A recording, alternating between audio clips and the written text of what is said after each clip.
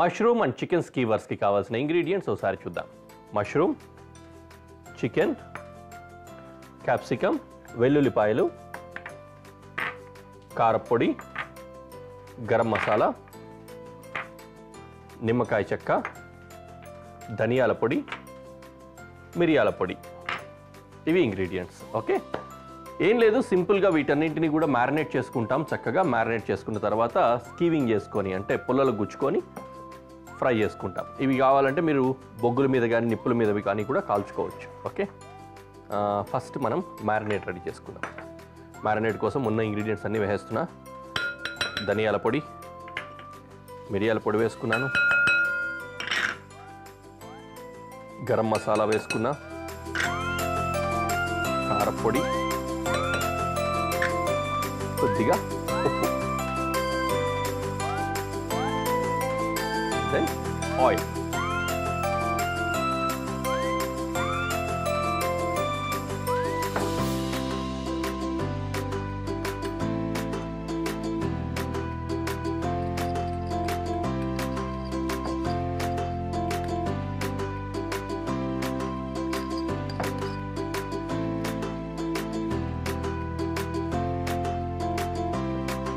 Okay, చక్కటి marinate ready అయింది. దీన్ని మ్యారినేట్ చేద్దాం. ఇది స్టెమ్ తీసేస్తున్నాను, మష్రూమ్కి అన్ఈవన్గా ఉంటుంది కదా, అందుకని జస్ట్ ఈ బటన్ మాత్రం వాడుకుందాం. ఓకే, వీటిని మ్యారినేట్లో వేసేద్దాం.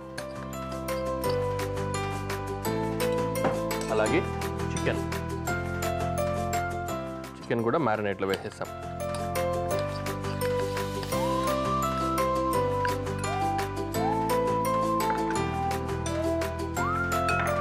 క్యాప్సికమ్ కట్ చేసుకోవాలి, ఇది కూడా కట్ చేసుకొని వేసుకుంటాం.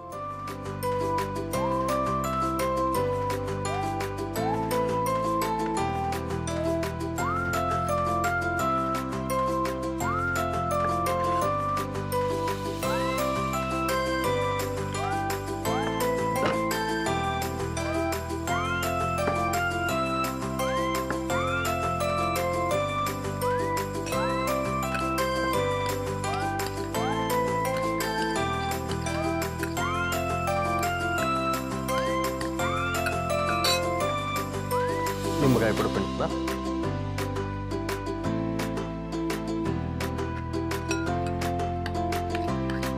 ఓకే, దీన్ని అలాగా మ్యారినేట్ అవ్వడానికి కాసేపు వదిలేద్దాం.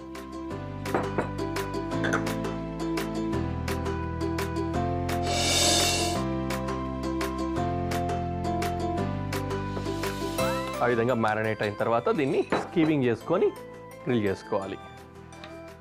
పెనం పెట్టేసుకుంటున్నా.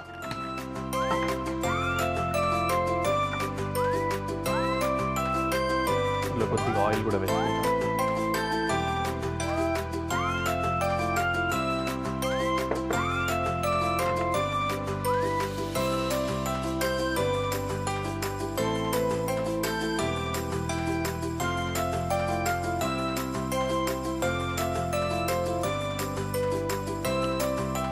దీన్ని చక్కగా స్టీవింగ్ చేస్తాం.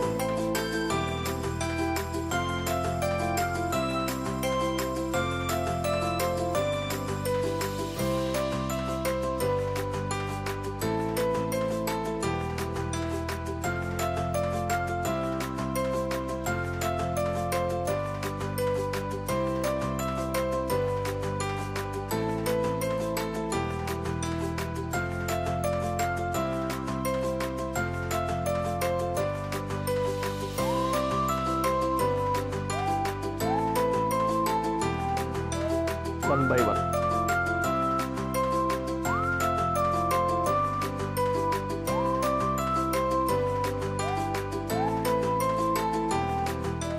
ఒక్కొక్క దానికి ఒక 3 చికెన్ పీసులు వస్తున్నాయి కదా, మీరేమైనా పెట్టుకోండి. నేనైతే కౌంట్ ఇలా వచ్చింది, ఇలా సెట్ చేసేస్తున్నా.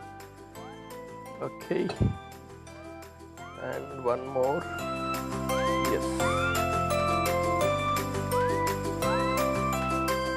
కొంచెం గ్యాప్ ఉంటేనే బాగుంటుంది. బాగా టైట్గా ఉండకుండా కొంచెం లూజ్ ఉంటేనే మధ్యలోకి కూడా హీట్ పాస్ అయ్యి కుక్ అవ్వడానికి హెల్ప్ఫుల్గా ఉంటుంది. మరీ అతుక్కొని ఉంటే ఆ మధ్యలో అతుక్కొని ఉన్న దగ్గర హీట్ పాస్ అయ్యి కుక్ అవ్వదు, సారీ హీట్ బ్లాక్ అయ్యి.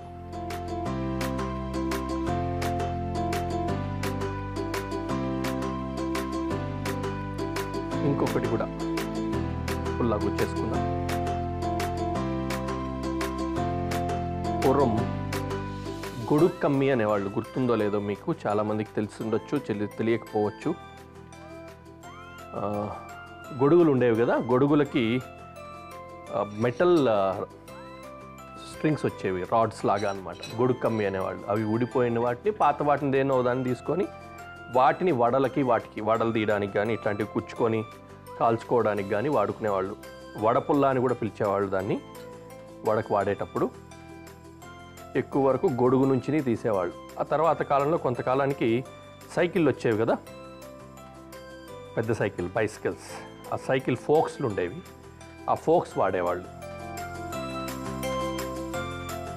ఇప్పుడు ఫ్యాన్సీ పుల్లలు వచ్చేసాయి.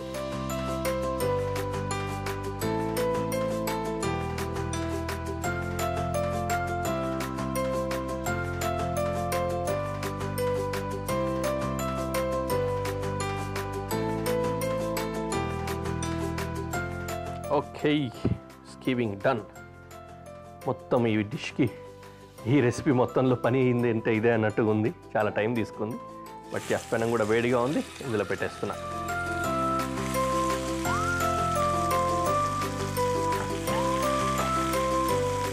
నాలుగు వైపులకి అట్లా సమానంగా తిప్పుకుంటూ కుక్ చేసుకోవాలి, కాల్చుకోవాలి. ఓకే,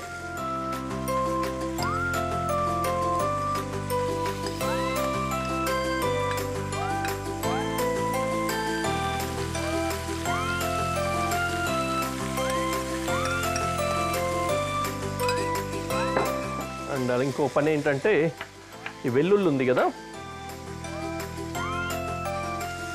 ఈ వెల్లుల్లిని ఆయిల్ అక్కడ కుక్ అవుతుంది కదా, ఈ ఆయిల్ లోపల కాస్త మ్యాష్ చేసి వేసుకుంటే ఆ వెల్లుల్లిలో ఉన్న ఫ్లేవర్ అంతా కూడా దానికి వస్తుంది.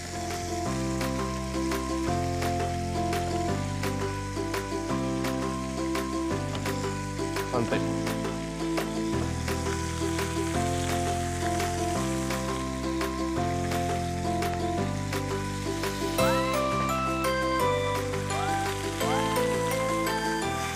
గార్లిక్ ఫ్లేవర్ ఉంది కదా, అదంతా కూడా ఆయిల్కి ఇండ్యూస్ అయ్యి ఆ ఆయిల్ తోటి స్కీవర్స్కి కూడా పట్టుకుంటుంది అనమాట, అంటే చికెన్కి, వెజిటబుల్స్కి. Okay, let them cook for a while.